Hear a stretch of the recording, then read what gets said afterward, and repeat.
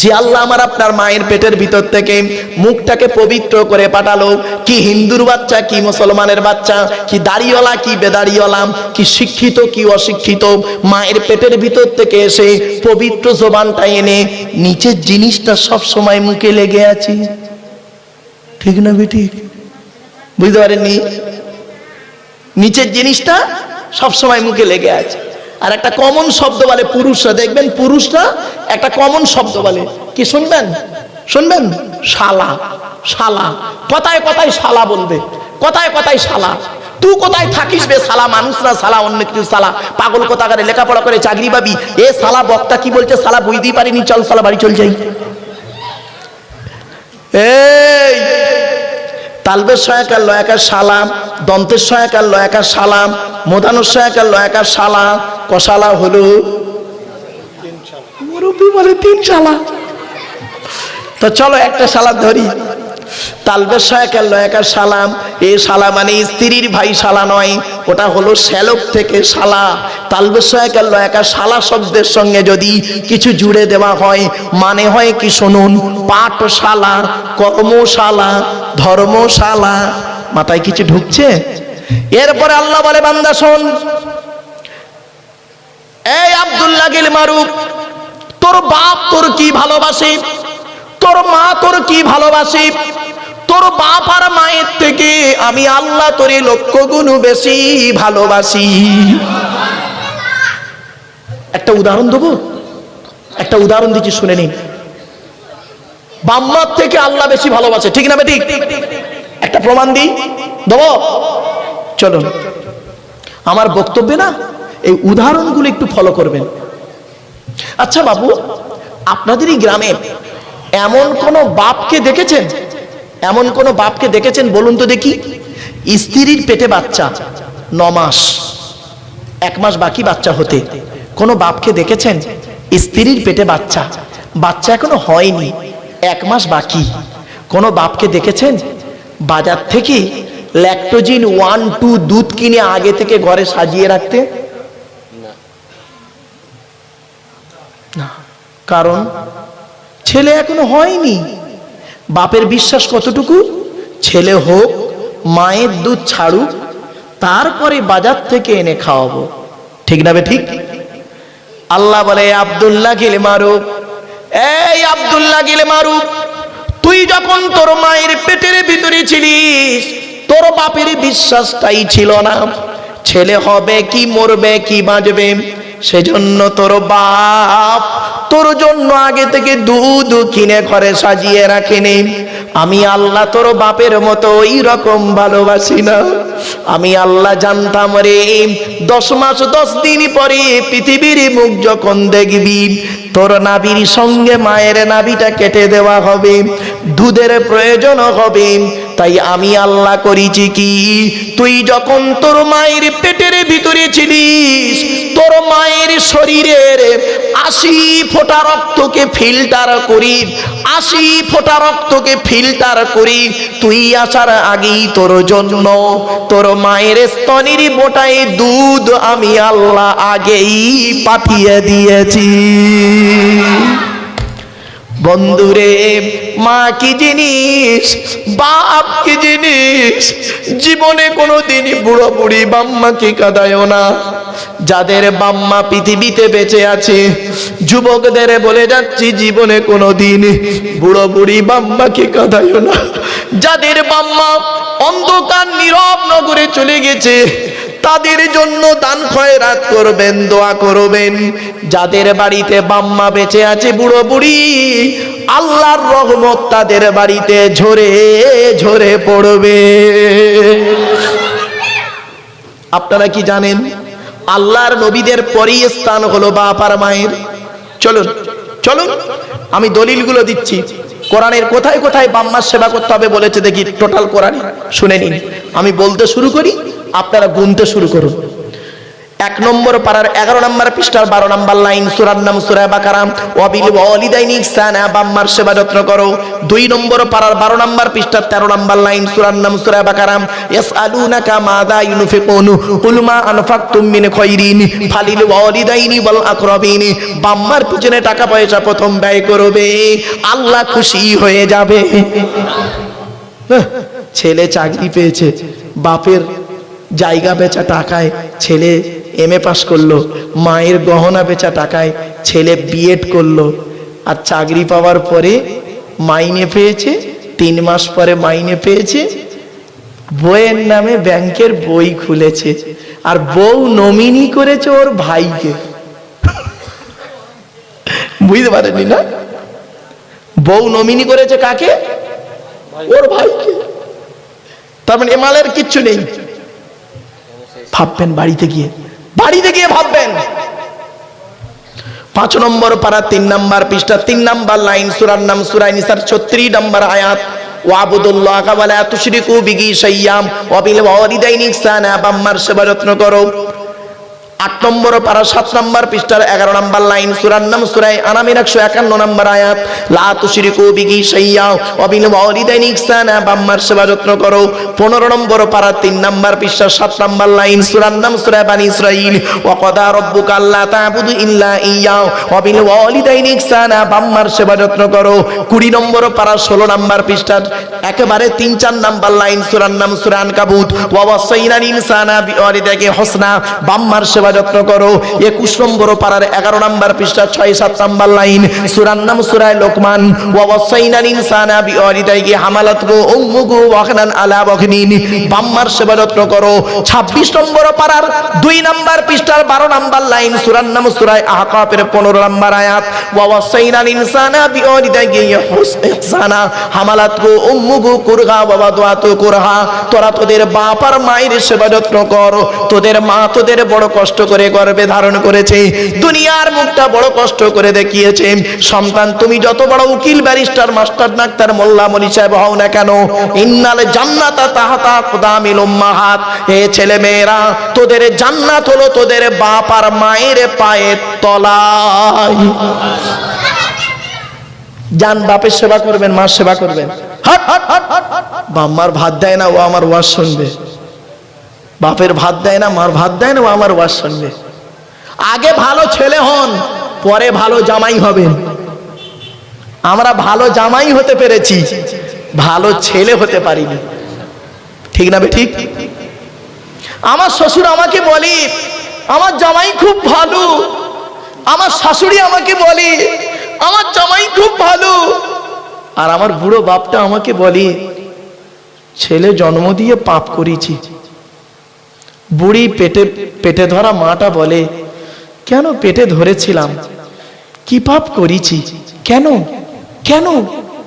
যে মা যে বাপ ছোটবেলায় আপনাকে আমাকে কোলে তুলে নিয়ে আব্বা আব্বা বলে চুমা দিয়েছিল, কি এমন কাজ করলেন আজকে, কার দ্বারাই করলেন? সেই বুড়ো বাপমা আর আপনাকে আব্বা বলে ডাকে না? 75 বছরের বুড়ো বাপটা যদি 75 বছরের বুড়ো বাপটা যদি এখন, ভালো করে শুনে নিন, 75 বছরের বুড়ো বাপটা যদি এখন 50 বছরের ছেলেটাকে একবার আব্বা বলে ডাকে, 75 বছরের বুড়ো বাপটা যদি এখন 50 বছরের ছেলেটাকে একবার আব্বা বলে ডাকে, জানবেন ওই বুড়ো বাপের আব্বা ডাকটা হলো আল্লাহর আরশে আজিমের কলজে ফাটা ডাক। ডাকে। বাড়ি থেকে ভাববেন, বাড়ি থেকে ভাববেন। জাস্ট একটা উদাহরণ দিচ্ছি। আচ্ছা বাবা, আপনারা দয়া করে একটু হাতটা তুলে একটু দেখাবেন কাদের বাপ মারা গেছে, অথবা মা মারা গেছে, অথবা বাম্মা দুজনে মারা গেছে। একটু হাত তুলুন না, লজ্জা লাগছে বাবা। বাম্মা মরে গেছে, হাত তুলতে লজ্জা, হাত নামান, হাত নামান, নামান। ম্যাক্সিমাম লোকেরই বাম্মা মারা গেছে। আমিও আপনাদের মতো একজন পিতামাতা হারা সন্তান। 2019 সালে অক্টোবর মাসের 3 তারিখ শুক্রবার 5:30টার সময় আমি আমার বাপকে হারিয়েছি। 2023 সালে জুন মাসের 28 তারিখ বগরা ঈদের দিন বৃহস্পতিবার সকাল 11:30টার সময় আমি আমার মাকে হারিয়েছি। এই পৃথিবীর আমার মরা বাম্মার, এই পৃথিবীর সব থেকে শেষ মানুষ আমার মরা বাম্মার মুখ যে দেখেছে সে কে জানেন? আমি। আমার পরে এই পৃথিবীর কোনো মানুষ আমার মরা বাম্মার মুখ আর দেখেনি, কেউ দেখেনি। আমি দেখেছি, শেষ দেখা আমি দেখেছি আমার মরা বাম্মার মুখ। কখন দেখেছি? আমি কবরে নেমেছিলাম মাথার দিকে, আর আমি তাকে শরীয়ত মোতাবেক কবরে কাফনটা ঠিক দিয়ে শেষবারে বাম্মার মুখ দেখে উঠে এসেছিলাম। আপনারাও বাম্মার মরা মুখ দেখেছেন। সত্যি কথা বলুন, বাপের মাটি দিয়ে আসার পর থেকে আজ পর্যন্ত পৃথিবীর কোনো ব্যক্তিকে অন্তর থেকে আব্বা বা মা বলে ডাকতে পেরেছেন? বলুন, আপনারা বলুন। পৃথিবীর কোনো ব্যক্তিকে বাম্মা মরে যাবার পর থেকে পেরেছেন অন্তর থেকে আব্বা বা মা বলে ডাকতে? বোকা, শ্বশুর বাপ হয়? কে বলেছে আপনাকে শ্বশুর বাপ হয়? ফালতু কথা। শ্বশুর কোনোদিন আব্বা হতে পারে না, শাশুড়ি কোনোদিন মা হতে পারে না। শ্বশুর শ্বশুরই হয়, শাশুড়ি শাশুড়ি হয়। শ্বশুর তোমার বাপ হয়েছে 20 বছর পরে তার মেয়ে দেওয়ার কারণে, শাশুড়ি তোমার মা হয়েছে 20 বছর পরে তার মেয়ে দেওয়ার কারণে। তোমার বাপ হয়েছে, তোমার মা হয়েছে তুমি মায়ের পেটে এসেছিলে যেদিন, সেই দিন থেকে। এই জন্য বাম্মা যাদের বেঁচে আছে এখনো সময় আছে। বাপ যাদের বাম্মা মারা গেছে তারা কি করবেন? আল্লাহ নবী যখন হাদিসগুলো বলতেন, বাম্মা মরা হাদিস বলতেন, যে ও দুনিয়ার সাহাবীরা শোনো, আমি আমার বাপকে চোখে দেখিনি, মায়ের পেটে ছিলাম, বাপকে হারিয়েছি, বাপের ভালোবাসা কি আমি জানিনি। 6 বছর বয়স ছিল আমি আমার মাকে হারিয়েছি, মায়ের ভালোবাসা এখনো আর অত বুঝতে পারিনি। তোমাদের যাদের বাম্মা আছে তোমরা কোনোদিন কাঁদাইও না। আল্লাহ নবী বললেন, রাদিয়াল্লাহু ফি রাদিয়াল ওয়ালিদাইন ওয়া সাকতুল্লাহি ফি সাকতিল ওয়ালিদাইন। হে ছেলে মেয়েরা, তোদের বাপ আর মা যদি খুশি থাকে আল্লাহ খুশি লাগবে, বাম্মা যদি নারাজ হয় আল্লাহ নারাজ হয়ে যাবে। কোথায় আছেন আপনি? গালে দাড়ি রেখেছেন, নামাজ পড়েছেন, রোজা রেখেছেন, বাম্মাকে কাঁদিয়ে। একজন ব্যক্তি উঠে দাঁড়িয়ে বলল, ইয়া রাসূলুল্লাহ, আমি যুদ্ধের ময়দানে গিয়েছিলাম, এসে দেখছি আমার মা মারা গেছে, আমি কি করব বলুন? আল্লাহ নবী বললেন, শোনো, তুমি দুটো কাজ করো, দুটো কাজ করবে তোমার মার জন্য। কি? 1 নাম্বার, তুমি তোমার মায়ের জন্য রুহে মাগফিরাতের দোয়া চাইবে, আল্লাহ যেন তোমার মাকে ক্ষমা করে দেয়। আর 2 নাম্বার করবে কি? তোমার মায়ের জন্য দান খয়রাত করবে, দান খয়রাত করবে, তোমার মা কবরে শুয়ে শুয়ে সওয়াব পাবে। আর একজন ব্যক্তি উঠে দাঁড়িয়ে ঝরঝর করে কাঁদছে। রাসূলুল্লাহ বললেন, তুমি কাঁদছো কেন, কি হয়েছে? বলছি, ইয়া রাসূলুল্লাহ, আমার বাপও নেই মাও নেই, বাম্মা কি জিনিস জানি না।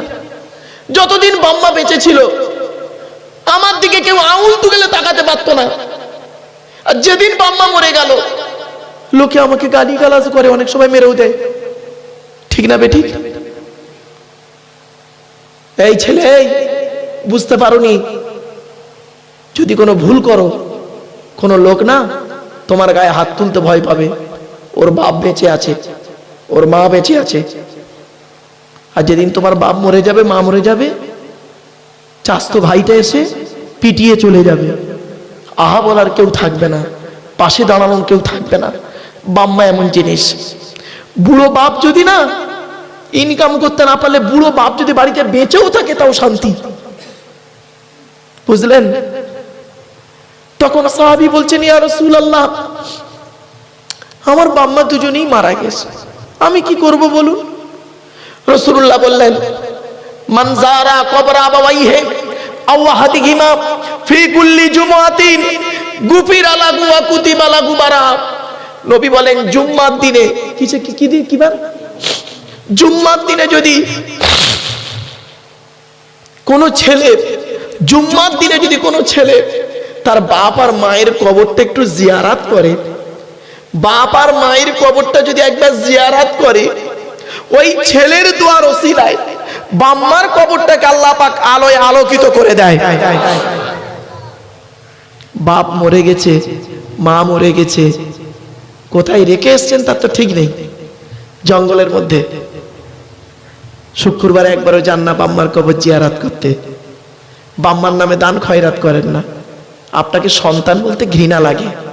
মনে রাখবেন, আপনি আপনার বাম্মার কবর জিয়ারাত যদি না করেন, বাম্মার নামে যদি দান খয়রাত না করেন, মনে রাখবেন ঘুঁটে পড়ে গোবর হাসে, ঘুঁটে বলে তোরও একদিন আছে। আল্লাহ ছাড় দেয়, ছেড়ে দেয় না। কি বললাম? আল্লাহ ছাড় দেয়, ছেড়ে দেয় না। তোমারও বাম্মা, তুমিও মরে গেলে তোমার ছেলে তোমার কবরের ধারে যাবে না, এটা মনেই রেখো। বাস্তবটাই বললাম। আরো বাম্মার হাদিস না বাবা অনেক রয়েছে, অধিকার গেলাম না। যেহেতু আমরা আলোচনা করছি এখন কার বাবা ভুলে গেছেন? আল্লাহর আলোচনা করছি। চলুন, এরপরে আল্লাহ বলছেন তো দেহের মধ্যে আমি চারটে জিনিস দিয়েছি গুরুত্বপূর্ণ। কটা কটা কটা? আমাদের অসুবিধা হচ্ছে আপনাদের? শেষ করে দেবো নাকি বাবা এক্ষুনি? হ্যাঁ, অসুবিধা হচ্ছে মনে হচ্ছে না? একবার দরুদ শরীফ আল্লাহুম্মা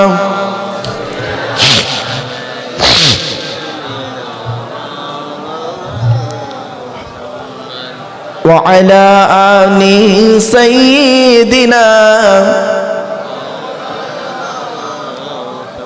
আমার বাপেরা, এরপর আল্লাহ বলছেন তো দেহের মধ্যে আমি চারটে জিনিস দিয়েছি গুরুত্বপূর্ণ। কটা কটা কটা? আমাদের দেহের মধ্যে চারটে জিনিস আছে গুরুত্বপূর্ণ। বাবাজিরা, যুবক ভাইয়েরা, কচিরা বাচ্চারা শুনে নাও, তোমরা মনে রাখবে, সবসময় চারটে জিনিস ঠিক রাখবে। কি কি? এক নাম্বার ব্রেন, ব্রেন। দু নাম্বার হার্ট। তিন নাম্বার লিভার। কি বললাম? লিভার।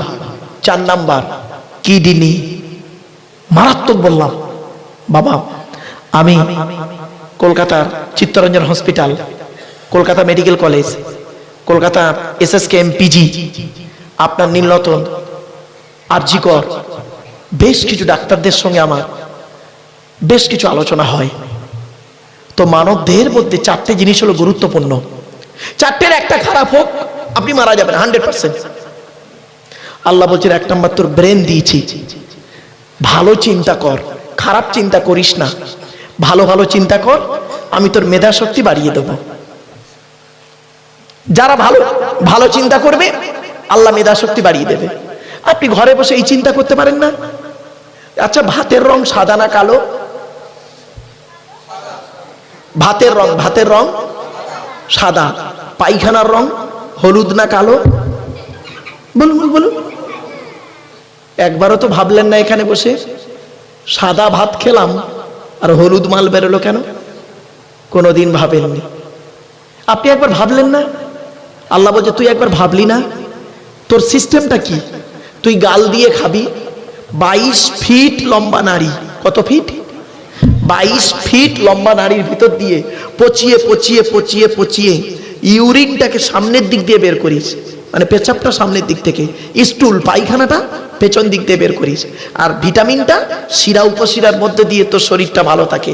তুই একবার ভাবলি না তোর সিস্টেমটা হলো গাল দিয়ে খাবি, পেছন দিয়ে বের করবি, এটাই তো সিস্টেম।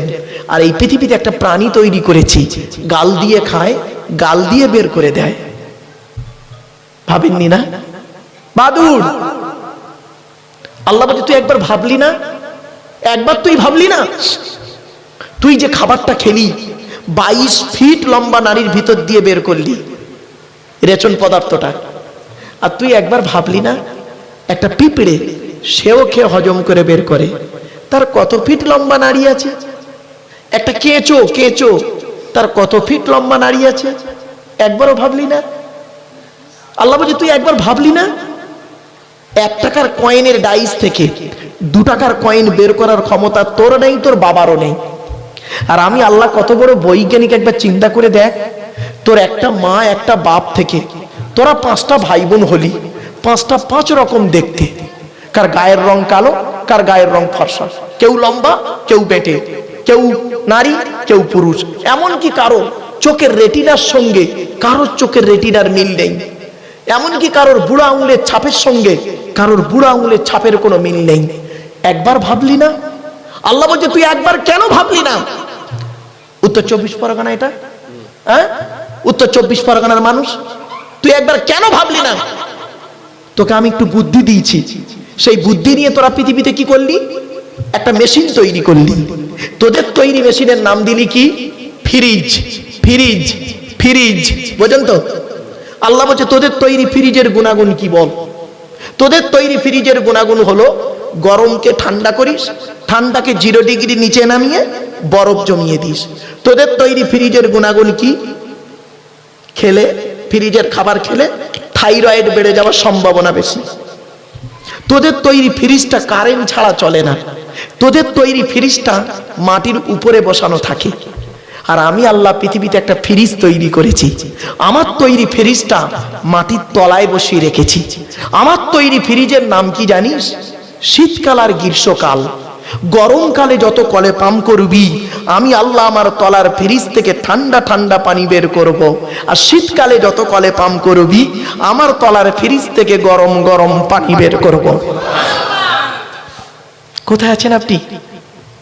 চল, আরো এরকম আলোচনা করতে গেলে না ঘন্টার পর ঘন্টা কেটে যাবে, এজন্য আমি টাইম ধরে ওয়াজ করি না। কেন বুঝতে পারছেন এবার?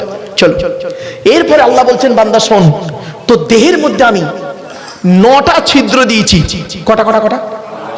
আমাদের দেহের মধ্যে 9টা ছিদ্র আছে। 9টা ছিদ্র কি? 2 চোখ, ভালো করে শুনে নিন, 2 চোখ, 2 নাক, 2 কান, 1টা গাল, 7টা সামনে পেছনে, এই 9টা ছিদ্র। আল্লাহ ফেরেশতাদের মাধ্যমে এই 9টা ছিদ্রের যে কোনো একটা ছিদ্র দিয়ে ফেরেশতার মাধ্যমে আল্লাহ পাক আমাদের আত্মা বের করে নেয়। কত মানুষ মরে গেছে দেখবেন আপনাদের এলাকায়, কত মানুষ মরে গেছে দেখবেন, গিয়ে দেখবেন লোকটা মরে গেছে, পেশাব ফিরে ফেলেছে, ঠিক না বেঠিক? বুঝে নেবেন ওর আত্মাটা আল্লাহ পাক ফেরেশতার মাধ্যমে ওই পেশাবের রাস্তা দিয়ে বের করেছে।